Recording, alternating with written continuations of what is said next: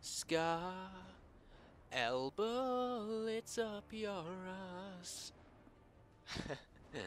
Welcome back to the channel of Major Luck 92, the shaman of gaming, and we're back with the gun reviews from Modern Warfare 3. We've been back round, this is for the third time now. We're back onto the assault rifles, which is the first, guns that you come across really in the good old list. And we're here with the Scar L, the third assault rifle, as I just mentioned, going around the third time. And sort of before I want to get into, the way you use this gun and attachments, proficiencies, good maps, good perks, whatever, I just want to mention that, like, early on in this game, a lot of people will be thinking to themselves, why did you use this? Or, like, why did you upload this? Because literally, this game is it just does not look impressive early on. So, you've just sort of got to bypass that. Like, here, this is just really bad look. As I said in my Scottish Slayer video, it's like a camel trying to bite a bit of grass out of a hole in the ground, or something similar to that. But yeah, but the second half of this, once there was, I think there was a host migration, I just, thought, right, here it is, let's turn this around, and did an epic comeback. It's still not the best score or gameplay or, KD that you'll ever see, but it was good for how it started off anyway. But enough about that, you'll obviously see that when the video continues. But for now, let's try and get on to what I think of this weapon, attachments, proficiencies, and all that sort of, and all that jazz. So, as you can see in this game, I've got the suppressor, or silencer. I should call it a silencer really, I'm not playing Black Ops anymore, although I wish I was. Spawn fail there. But yeah, anyway, the attachments that are fairly good on this. To be honest, this gun is so good that you're pretty much, good to go. There's no point in really using some daft attachment like a thermal or anything like that.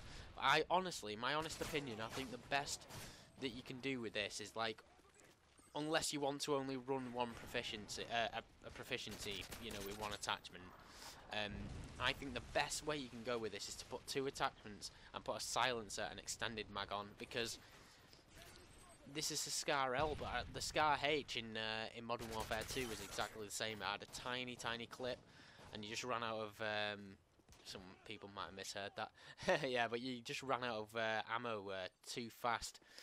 And it's the same in this. It hasn't got a huge clip, which is weird, because in real life the Scar L's got it can take a big drum mag, so I don't really know why it hasn't in this game, but never mind. So yeah, I think the best way to go is to put two attachments, have a silencer and extended mag, and it just works out perfectly. But like I said, if you only want to run a proficiency, that only allows you one attachment, I'd personally just go for kick. This gun doesn't have that much recoil anyway, but if you've got kick on, it goes up to the sort of accuracy level of, like, the M4 or, like, the Type 95, although you can't really compare it to that because obviously it's got a different fire rate. As you can see, like I was mentioning, this game starts off really slowly. I managed to just, drag myself back up like Bear Grylls climbing out of a canyon. It's fucking amazing. But anyway, yeah. So that's proficiencies and attachments covered. The only thing you can say about this gun really is it's definitely one of the better assault rifles. The fully automatic ones, the only one that I think really rivals this is the ACR, because obviously the ACR is just like a laser beam rifle. But honestly, they're the attachments that I'd use. Red Dot works really well, although I think these iron sights are amongst the best in the game, where this game's standards for iron sights aren't very high. Like I said, I compared two different LMGs to rugby conversion posts, which that just doesn't bode well anyway.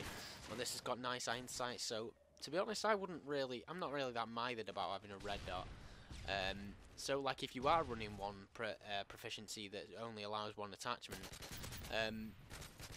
I'd say go with the silencer or extended mags, because obviously the best combination is to have both of them.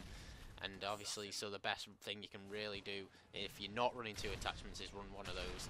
And it depends, you know, your style of play. If you really don't want to get seen, obviously the silencer is much better option.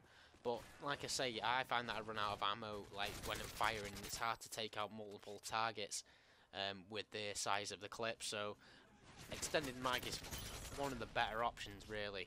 And to be honest, this gun, like I've said for, I can't remember what other weapon it was for.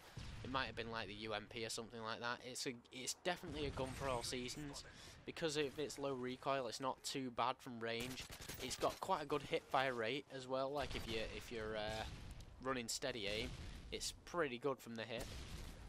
And it has power. That's what I mean. Like I was in the M4, it has power. No, in the M4 video, I was saying obviously it's an incredibly accurate weapon, the M4, but like you know, the power on its, you know, the actual damage and the stopping power that it has, it doesn't really rival some of the other ones.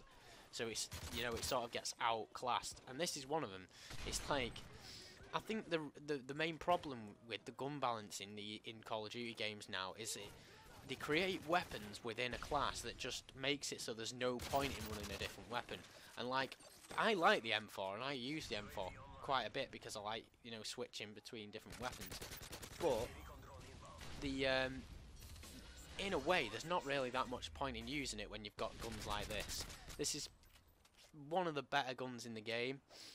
One of the definitely, you know, this, like I said earlier, the only fully automatic assault rifle I think that rivals this is the ACR. So honestly, this gun definitely gets a thumbs up from me. Definitely, I'd say suppressor or silencer. I've done it again. Or extended mags is the way to go.